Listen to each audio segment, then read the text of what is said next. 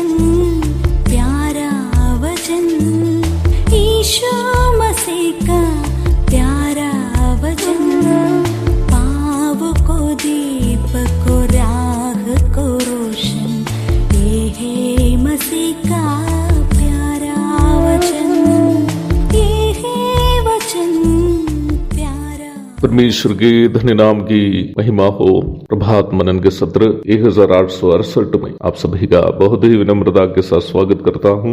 आइए आज के मनन के लिए हम पढ़ते हैं इब्रानियों की पत्री अध्याय 6 पद 1। इसलिए आओ मसीह की शिक्षा की आरंभ की बातों को छोड़कर हम सिद्धता की ओर आगे बढ़ते जाएं। पंचम अध्याय तक के अध्ययन के दरमियान कई बार हम इब्रानियों की पत्री की भूमिका याद की थी। उससे आगे भी याद रखनी अनिवार्य भी है, क्योंकि इस पुस्तक में बताई गई सभी बातों को पुस्तक की भूमिका से अविभाजित संबंध है। यहूदी भूमिका से मसीह विश्वास में आए हुए इब्रानी विश्वासियों को जब वे अत्यधिक सताव और अपने पूर्व के यहूदी धर्म के सदस्यों से दबाव आदि होने पर मसीह विश्वास में डगमगा जाने की परिस्थिति हुई, और उस वक्त लेखक ये पत्री उनको भेजी है। पत्री के लेखक के अनुसार इसलिए वे विश्वास में कमजोर होते जा रहे थे क्योंकि वे लोग विश्वास में सिद्धता की ओर बढ़ नहीं पा रहे थे। अभी भी उनको केवल वचन में आदि शिक्षा अथवा प्राथमिक बातों की ही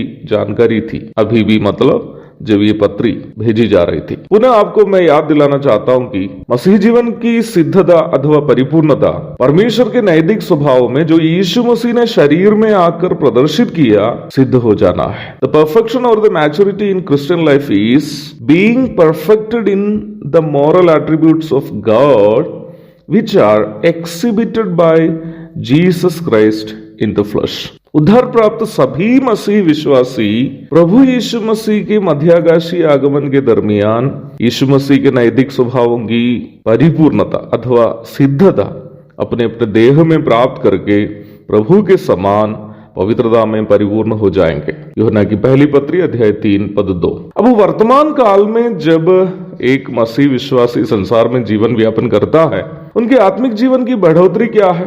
क्या यह है कि वह प्रत्येक रविवार को चर्च जाता है? क्या यह है कि वह अच्छा से मसीही गीतों को गाता है? क्या यह है कि वह प्रचार करने में हमेशा आगे है? क्या यह है कि वह दान बहुत करता है? क्या यह है कि वह संडे स्कूल शिक्षक या शिक्षिका है? बिल्कुल नहीं मेरे प्यारों। मसीह जीवन की बढ़ोतरी कभी भी ये सब नहीं है। मेरा कहना यह भी नहीं है कि एक मसीह विश्वासी ये सब नहीं करना है। जितनी भी बातें बताई गई है उसके साथ और भी कई बातें होंगी। ये सब जिम्मेदारियां हैं जो अवश्य एक मसीह विश्वासी को निभाना चाहिए। अपनी क्षमता, प्रतिभा या आत्मिक वरदान के अनुसार हर एक विश्वासी को इन सब जिम्मेदारियां अवश्य निभाने की जिम्मेदारी है। परंतु अवश्य ध्यान रखे प्यारो, जिम्मेदारियों को निभाना आत्मिक जीवन में बढ़ोतरी का प्रमाण नहीं है। मेरे परिवार में मैं अपने माँ बाप, पत्नी या बच्चों के लिए जो जिम्मेदारियां निभाता हूँ उसको मेरे शरीर लंबा या नाटा रहने से क्या लेना देना है। मैं लंबा रहूं या नाटा रहूं, मुझे अपने परिवार के लिए जो भी जिम्मेदारी निभानी है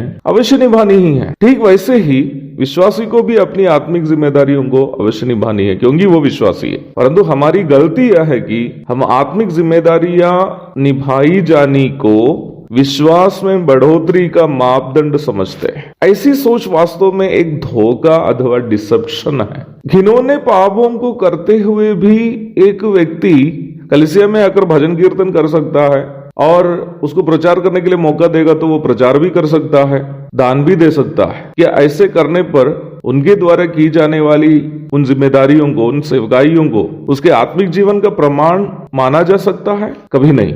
मैं एक दूसरी महिला के साथ संबंध रखते हुए भी अपनी पत्नी को खाना, कपड़ा आदि सब खरीद कर दे सकता हूँ, परंतु ऐसे करने पर यद्यपि मैं अपनी जिम्मेदारियों को तो निभा ही रहा हूँ, परंतु मैं अपनी पत्नी के साथ विश्वास योग्य नहीं हूँ। मुझे जिम्मेदारियां निभाने के साथ साथ पत्नी से विश्वास योग्य भी रहना होगा, तभी मैं एक अच्छा पति बन सकता।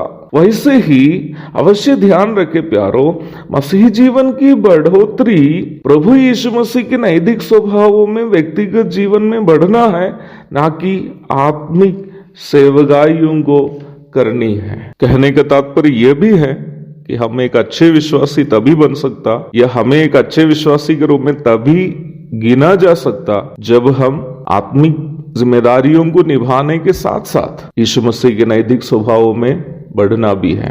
परंतु जब आत्मिक जीवन की बढ़ोतरी की चर्चा की जाए तो आत्मिक जीवन में बढ़ने का मतलब यीशु मसीह के नैतिक स्वभावों में सिद्धता की ओर बढ़ना है। एक और शुभ दिन की धन्य कामनाओं के साथ आज का मन में यह समाप्त करता हूं। प्रभु आप सबको यीशु मसीह के नैतिक स्वभावों में बढ़ते हुए अपनी आत्मिक जिम्मेदारियों को निभाने के लिए मदद करे। प्रभु के धन्य नाम की महिमा हो। आमीन।